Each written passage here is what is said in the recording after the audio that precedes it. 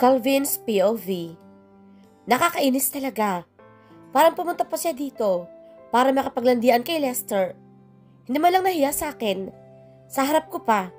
Makakatikim talaga sa akin ng babaeng yan mamaya pag uwi ko. Pare, grabe. Ang ganda niya talaga. Isa pa itong si Lester na ito. Kung makakwento kala mo, wala nang bukas. Pakialam ko ba sa buhay niya? Ano bang paki ko sa kinikwento mo? Inis kong baling sa kanya at malang pinagpatuloy ang ginagawa ko sa mga dokumento. Ikaw talaga pare. Palabiro ka, pero type ko naman talaga yun si Lee. Feeling ko talaga, good catch siya. Hinihimas-himas pa niya yung kanyang baba na akala mo ay may malalim na iniisip. Talagang nantipuhan niya pa yung asawa ko. Ano ba itong sinasabi ko? Kailan ko pa na-admit sa aking sarili na asawa ko siya? Tsaka ano nga palang ginagawa mo noon sa ospital? Inis kong tanong sa kanya. Wisit talaga. Kung hindi sana siya na late, edi sana siya na yung bahalang makipag-usap kay Mr. Quioza. Hoy pare, nakikinig ka ba? Ang lalim na iniisip mo ah. Pag-i-interrupt ni Lester, tapos sobrang lapit pa ang mukha niya. Kaya kaagad ko inaliw ang mukha ko. Demonyo ka talaga. Ano bang sinasabi mo? Nababwisit na ako dito ah. As I was saying, I helped that woman. There's a highway accident and I also brought her in the hospital. Mahaba nito pagilitan niya. Bakit ba sila nagkakilala? Siya nga pala pare. Kaano-ano mga pala si Lee. Tulungan mo naman ako sa kanya oh. Pagkatuloy niya kaya napatigil sa ginagawa ko. Kitang-kita ko ang kanyang sinseridad. None of your business. Yun lang ang sinabi ko at iniwan siya doon.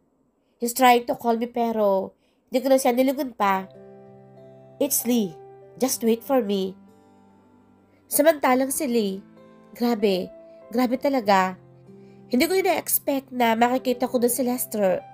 Magkakilala pala silang dalawa. Lee! Sigaw na isang baritonong boses. Kaya napapitlag ako at napatigil sa pag-iisip. Dali-dali naman akong bumaba at siya ay sinalubong nang may natatakot na mukha. Nakakunot ang kanyang noo at namumula yung mata. Huwag ka nang lalapit kay Lester. Buliw niya sa akin. Ha? Bakit? Kinakabahan kong tanong. Pero nagulat ako na bigla niyang hawakan yung panga ko at pisilin ito ng sobra. Ouch! Ang sakit! If I see you talking to him, I'll kill you. Pabalang yung binitawan yung panga ko. Sa kadire-diretsyong umakyat, automatic ko namang tumulo yung luha ko. Ano ba yan? Kasasabi ko lang na masaya ako. Binawi agad. Calvin's POV. I'm freaking interested where Luna is. So here I am, in front of her beach house. I release a big sigh before pushing the doorbell. Nung bumukas ang pinto, ay puno ng gulat at sakit ang nakita ko sa mga mata ni Luna. How could I do this to her? Baby, panimula ko, pero tinangka niyang isara ang gate. Pero napigilan iyon ng kamay ko. I am more stronger than her. What are you doing here? Ang kaninang luha na pinipigilan ni Luna ay lumabas at nagsimula na maglandasan. I came here for you, so please, wag mo akong itaboy. I'm begging you. Tuloy-tuloy kong sabi sa kanya. Mahal na mahal ko siya. Pero may asawa ka na. Madiin na yung sabi. At mababakas din ang sakit sa kanya. I know. I'll make it up to you. I promise. I'll do anything to be with you again. Namangha naman itong tumingin sa kanya. You do? Tapos, hindi na napigilan. Yumakap sa akin. God, I miss her. I really miss her. Hug, kisses, the way she loves me. I kiss her forehead and hug her more tighter. I'm going to file an annulment after 3 months and I'll make it up to you, I promise. Nakita ko ang saya sa kanyang mukha at inimbitaran niya akong pumasok kaya hindi na ako tumanggi. Samantalang si Lee, nakapagluto na at nakapaglinis.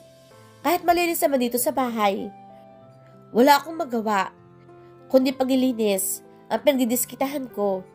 Naupo ako sa couch at nagbasa ng magazine. Habang hinihintay ang pagdating ni Calvin, lately, hindi na rin ako masyadong sinasaktan ni Calvin, pero bulyawan. Hindi yata kumpleto ang araw ko kung hindi na gagawin ini sa akin. Pero ewan ko ba, masokista na talaga ako kasi sa tuwing bubulyawan, sasaktan o pagsasalitaan ng masama, may kalahating parte pa rin ng puso ko na masaya.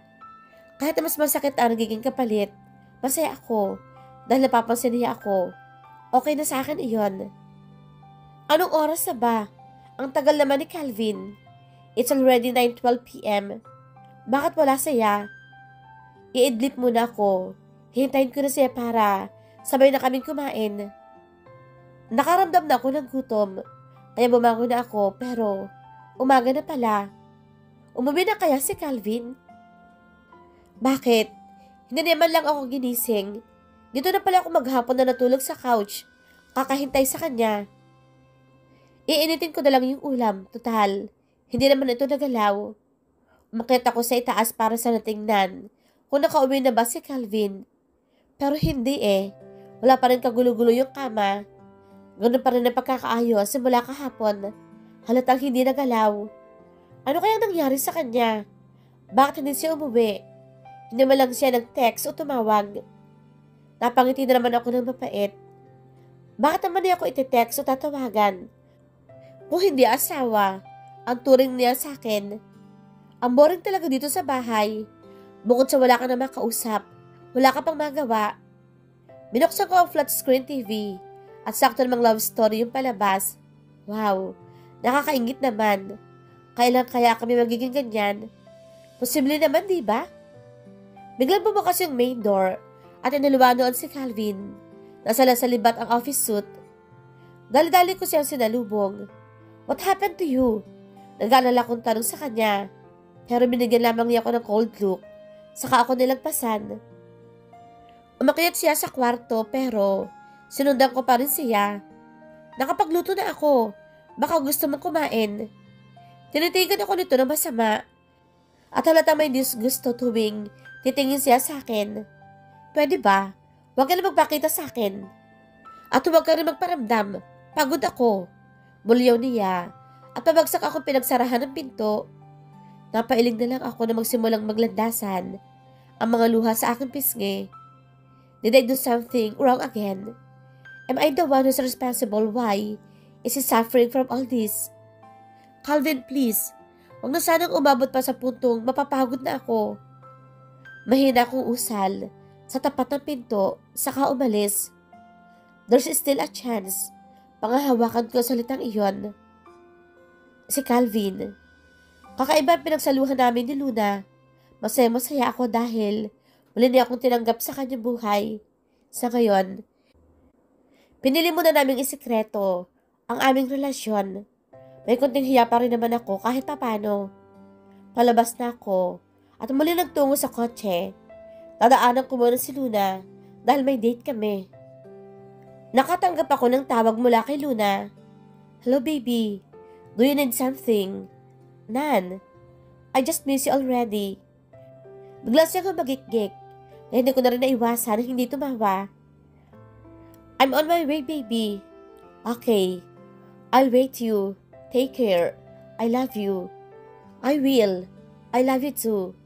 At tuloy na ako sumakay sa kotse at umalis.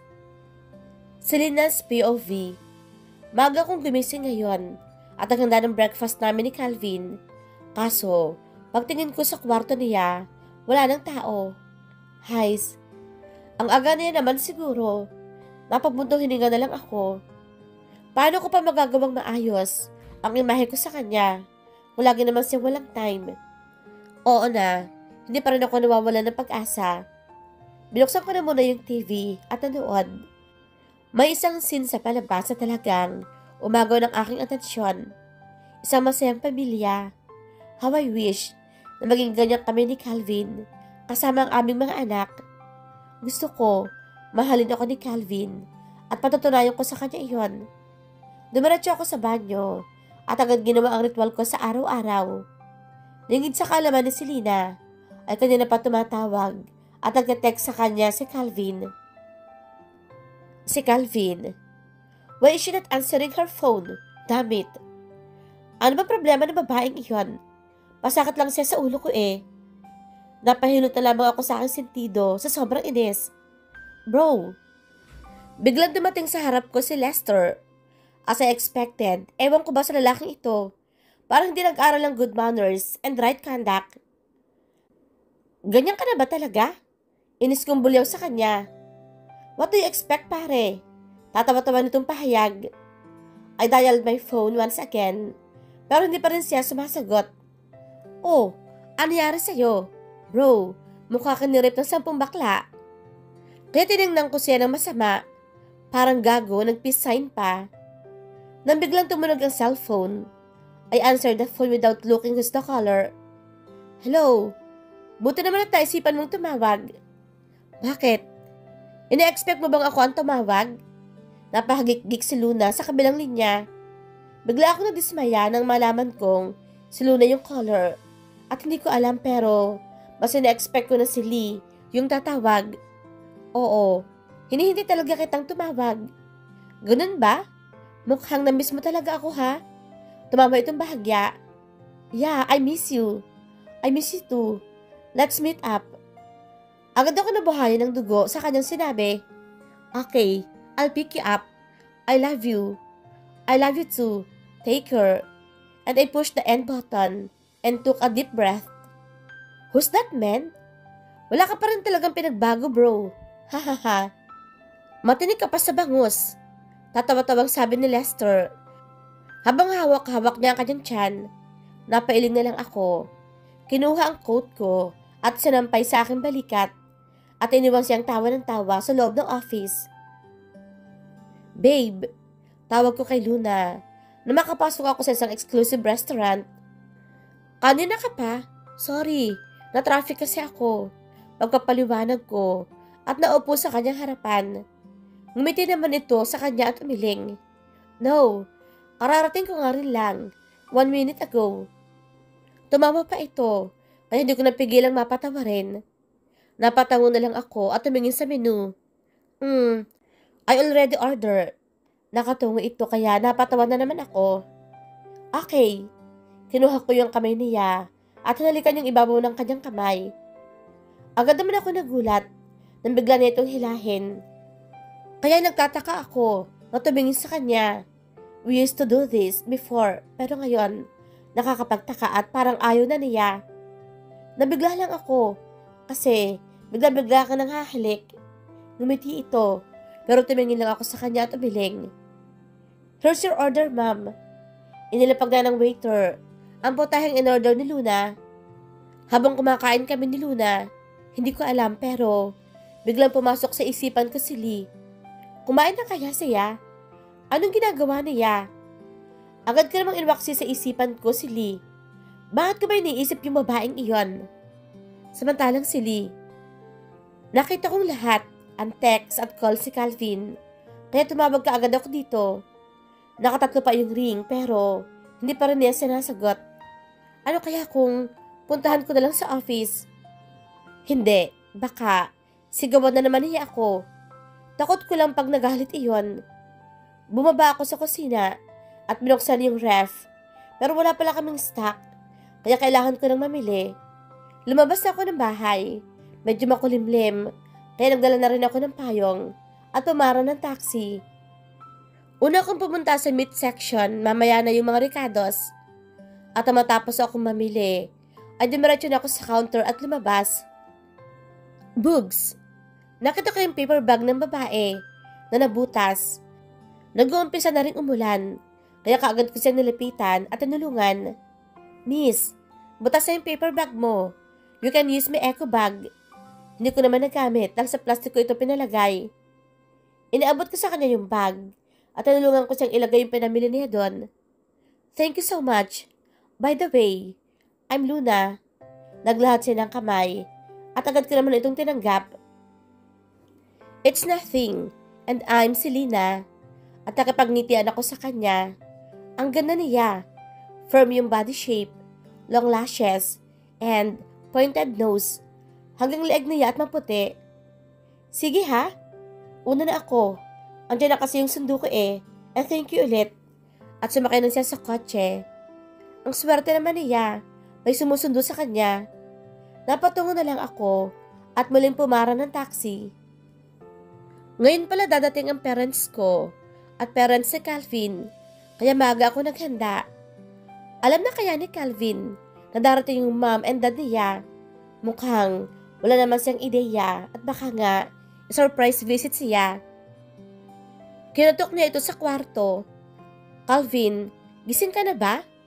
Nagantay pa ako ng 1 minuto pero wala pa ring response. Baka nga tulog pa. Bumaba muna ako sa sala. Sakto naman, may nag-doorbell. Baka sila mama na iyon. Excited ako nagtungo sa pinto. Hindi nga ako nagkamali. Sila nga yun. Tuloy po kayo. Nakipagbeso-beso ako sa mom and daddy Calvin. Niyakap ko naman ang mahigpit ang parents ko. I miss them so much.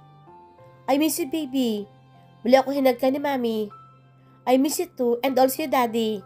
At para kami nag-family reunion, walang tigil sa sabihan ng I miss you at yakapan. Iha, nasaan na ba si Calvin? Hindi ba siya sasabay sa atin mag-breakfast? Tanong ng mami ni Calvin. Sige po. Saglit lang at aakyat ako. At umakyat ako sa itaas at muling kumatok sa kwarto niya. Pero wala talagang response.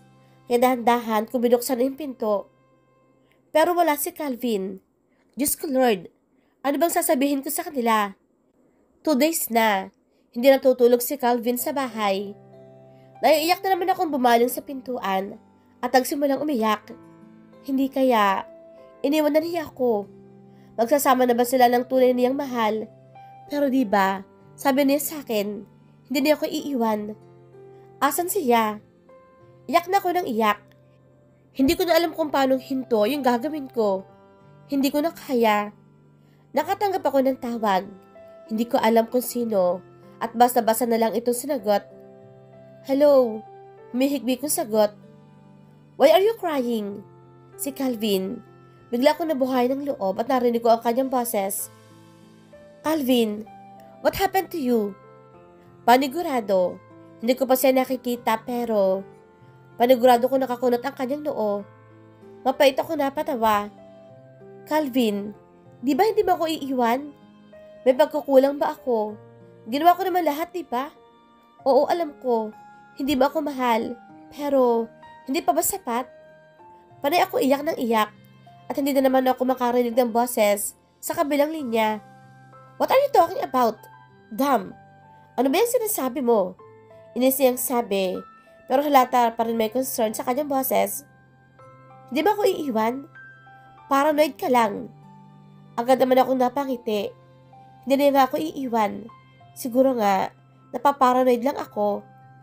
Calvin, andito kasi yung parents natin. Hinahanap ka. Bigla naman siyang natigilan.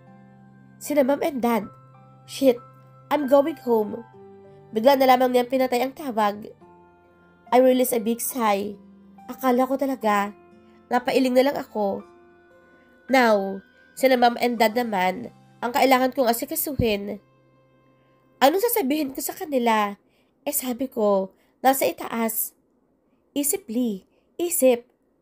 Mom, Dad, nakalimutan ko po pala. Sabi niya po, bibili po siya ng cake. Sana, maniwala sila sa akin. Bakit? Hindi ata namin siya nakita. Tanong ni Dad. Patay, ang hilig talaga mong usisa. Naano po kasi siya sa inyo ng 2 minuto. Nagnad na lang silang lahat. Ako naman, nakahinga na maluwag. Akala ko, malalaman na nila. By the way, baby, I have a surprise for you. Sabi ni Mami, kaya punot na akong napatingin sa kanya. Boo! Napatili ako na biglang may manggulat sa akin. Kaya tumingin ako na masama sa aking likod. Chloe, Danica, Bea, kayo nga. We miss you, Lee. Sigaw nilang lahat at nagyakapan kami. Gosh, I miss them so much. Sila mga high school BFF ko. Galing sa Korea mga iyan. At nakapangasawa ng mga Koreano. You're still beautiful, ha? Wala ka talagang pinagbago. Ani Danica. Anong maganda? Pabiro ko namang sabi sa kanila, "Uy, nagtatampo pa rin kami sa'yo. Hindi ba lang kami inimbita sa kasal mo?" At hinampas ako ni Chloe na mahina sa braso. Napayo ko naman ako. Sa totoo lang, gusto ko talaga.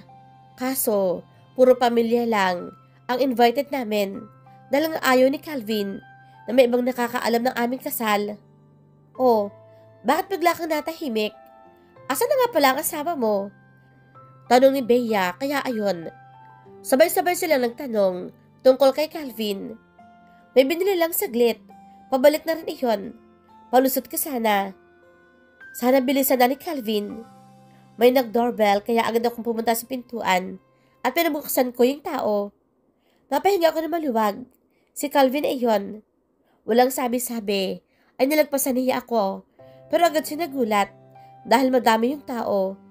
Ina-expect niya siguro na mom and dad lang niya ang naroon. "Mom," tawag ni Calvin sa kanyang mama at agad itong niyakap. Hindi man lang pinansin yung papa niya kasi hindi sila in good term. "Kumusta naman pala kayo ni Lee? Magkakaapo na ba ako?" Napaubo ako sa sinabi ng mom ni Calvin kaya kaagad ako uminom ng tubig. Hindi ko magawang tumingin sa kanya dahil nahihiya ako. Nikis nga, hindi namin ginagawa. Bumuo pa kaya ng bata? "Soon, mom. Really soon. Right, my queen?" Nahihiya naman akong tumango. "Queen, gusto ko pumunta sa outer space at magkatalon sa kilig." "Ano ka bali? Para kang teenager kung umasta." Inis kong sabi sa sarili. "Girl, you're blushing." Bulong ni Danica, kaya hindi ko napigilang mapatawa. Bigla naman ako napaisip, ang sarap pala ng ganito, yung mahal ka ng asawa mo at sweet siya sa'yo. Sana dumating yung araw na maranasan ko din yung totoong pagmamahal mula kay Calvin, yung hindi puro pagpapanggap. "Eat a lot, wife. I don't want you to get hungry." Kaya nagtataka akong napatingin kay Calvin habang sinasandukan yung plato ko. Sabay-sabay pa sila naghalakhakan, kaya napangiti na lang ako at muling tinuloy yung pagkain. I should indulge this moment. Dalawang na blue moon lang mangyari ito. Nang matapos kaming kumain, ay niligpit ko yung mga plato at dinala sa kitchen sink. Habang naghuhugas ako, ay nagtaka ako nang may mga brasong iba po sa baywang ko, kaya kaagad ako napalingon. Hindi ako makahinga ng maayos, hindi dahil sa pagkakayakap niya, kundi sa pagyakap niya sa akin at ang kanyang presensya. Kinisi ako sa cheek, kaya napatigil ang paghinga ko at napasinghap. "Cheesy!" Sigaw nilang lahat. Pagtingin ko sa likodan ko, andoon pala silang lahat. Napayuko na lang ako. Akala ko, ginawa yun ni Calvin dahil naglalambing siya sa akin. Hays, yun pala. What should I expect?